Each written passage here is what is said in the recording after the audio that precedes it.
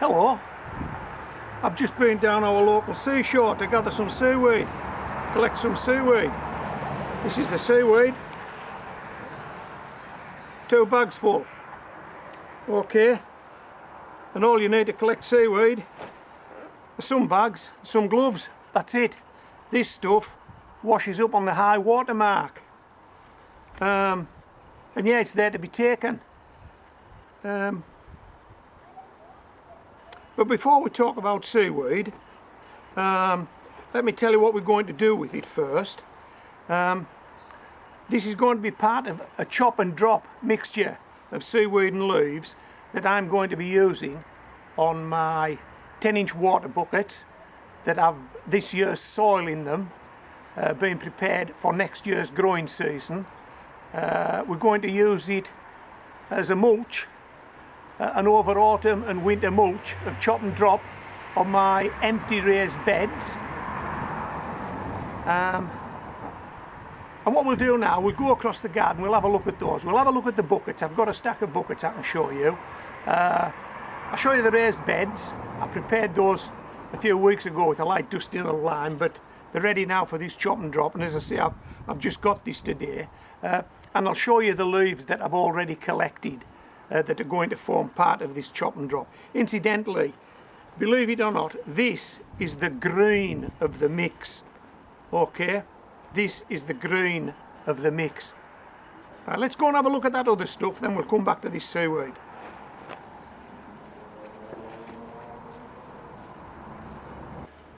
This is my stack of 10-inch buckets. The soil you can see in those buckets has been used to grow vegetables this year. Potatoes, carrots, beetroot, leeks, lettuce, celery, yeah, all manner of things. I've simply popped the soil back into these buckets. As you can see, the soil isn't up to the rim of the bucket. There's at least a 2-inch space above the soil, and we're going to fill that with chop and drop, an organic chop and drop. And over the next 6 months, I would expect the wind and the rain and the frost and the snow and the worms and any of the little dudes, the mini dudes that live in this soil, they'll all conspire and work together and take that chop and drop into that soil, making it even better than it is now. And then in the spring of next year, we'll simply turn out the buckets into a wheelbarrow, further invigorate the soil with some fertiliser, depending on what we're growing. Could be potato fertiliser, could be onion fertiliser, and then we'll put it back in the buckets and start the growing cycle again to grow through spring and summer, and so the cycle goes on and on and on. Same soil year after year. I think this soil could last forever if we keep managing it and treating it properly, couldn't it? Why not? Why will it not last forever if we keep putting back what we take out? Well, we're going to give it a shot, and I can tell you now that this soil has been producing vegetables for at least a decade, and it's still going strong. Why do you keep buying compost year in and year out? Just recycle. Manage the soil, maintain the soil, and it'll keep producing. These are my 3 raised beds. We're moving into autumn here at Homegrown Veg in the UK. It's a lovely sunny day today, nice and dry. As you can see, there's nothing growing in the beds now. Summer's behind us. It's the onset of winter very shortly. I gave these beds a dusting of lime about 2 or 3 weeks ago.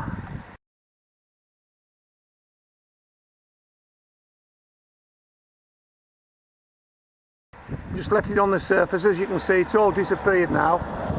That lime's gone into the soil and it'll be working its magic. It was only a light dusting. I didn't want to alter the pH of the beds so much as just give the beds the benefit of lime. Yeah, that lime's all washed in now. We've had quite a few showers since then, and all that we need to do now is put some chop and drop on these beds to overwinter. An organic chop and drop that's totally sustainable, and it's free and it's out there and nature provides it. All you've got to do is go and collect it. And yeah, so let's get on with that. These are the autumn leaves that I've been collecting. As you can see, they're quite dry.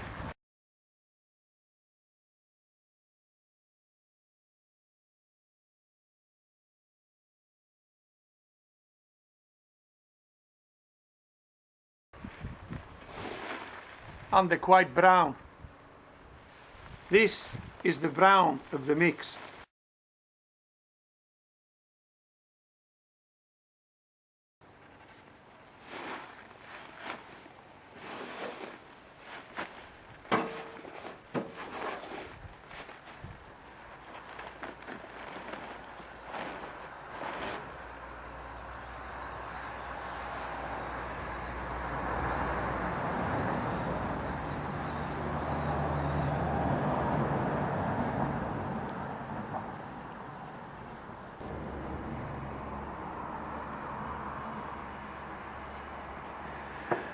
So, one thing I must tell you, well, several things I'm going to tell you, but one thing I must tell you about collecting seaweed. Firstly, never take it off the rocks.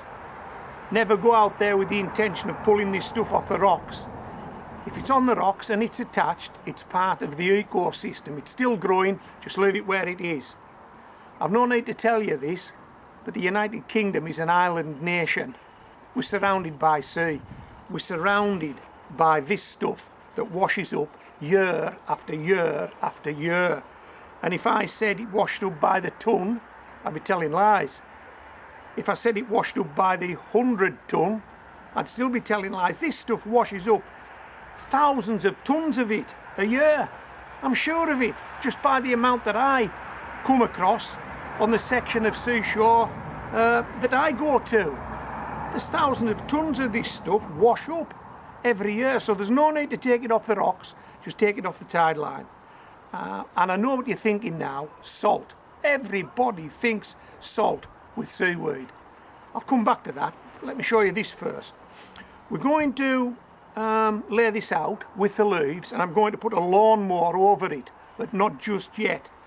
And this is one of the reasons I'm not going to do it just yet. Hey, hey! Oh, what do you think a lawnmower would make of that?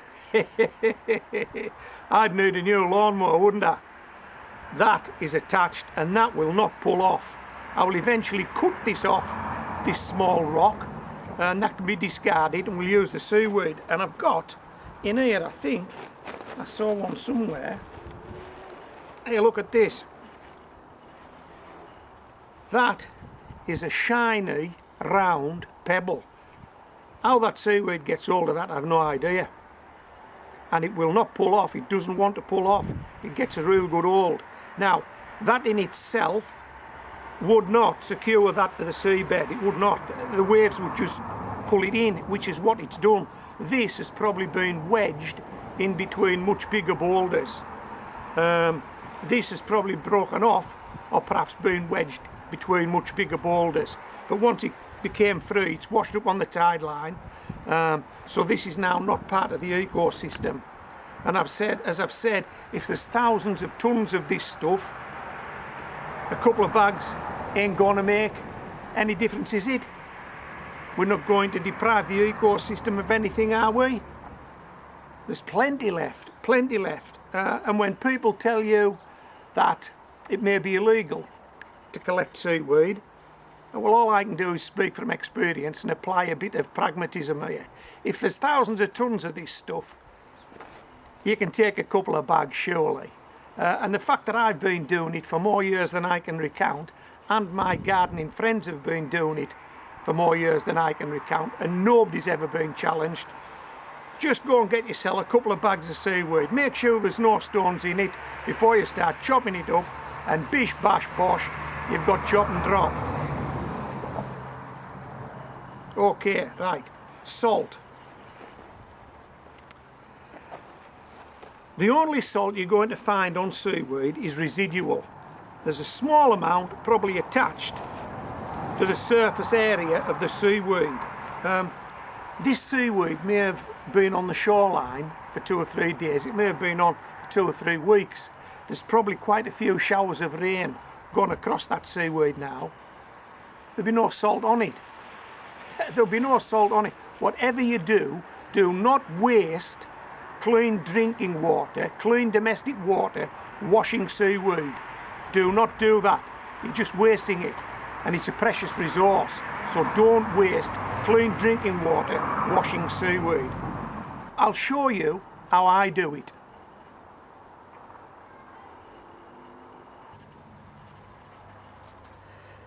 It rained last night, and as you can see, this seaweed is quite wet. We've had showers of rain on and off for the last few days. So this seaweed has had a real good soaking. It's in bags that are open at the top and have drainage holes in the bottom. So any residual salt on this seaweed is long gone. The day's picking up now, the sun's coming out. I'm going to empty this seaweed out to let it dry. Then I'll pop it back in the bag just to carry it around the other side of the garden, and we'll do some chop and drop. The bit you've all been waiting for. We'll do some chop and drop. We'll get the lawnmower out. Let's do it. Come on. Let's do the chop. Let's do the drop.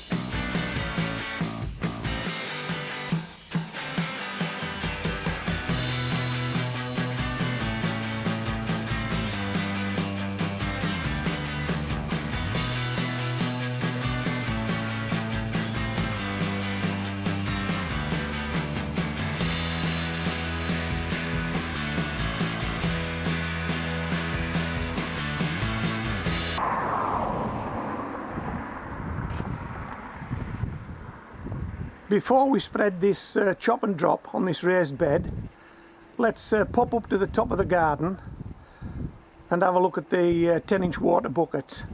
I've already added a layer of chop and drop to those. Let's pop up there and have a look, and then we'll come back down the garden and we'll do this bottom raised bed.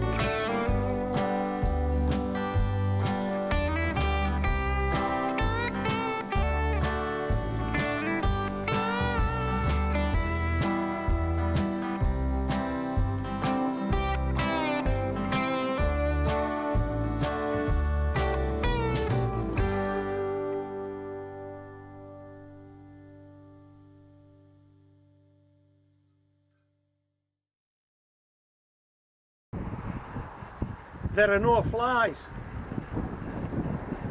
Why are there no flies? Well, because this is winter composting. We're in the autumn of the year now, the flies have disappeared, so there are no flies. There's no vermin. Why is there no vermin? Because this is a very thin layer. Vermin like to get into compost piles and build nests. You couldn't build a nest in this, it's too thin. So there's no vermin. There's no smell. Why is there no smell? Well, because there isn't. There just isn't. I've smelled it. I'll hold some up to the camera if you like. There is definitely no smell.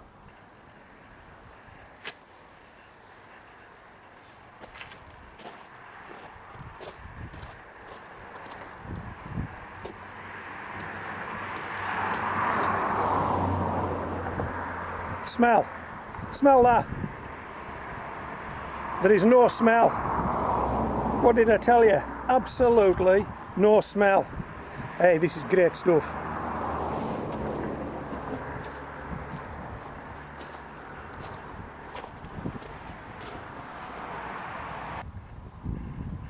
No sweat. Why is there no sweat?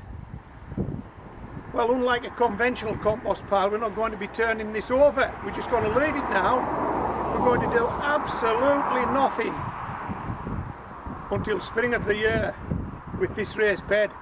We're just not going to touch anything. And best of all, I've saved this to the last, there is absolutely no cost. All the materials are free. Hey, how good is that? This is Homegrown Veg, signing out.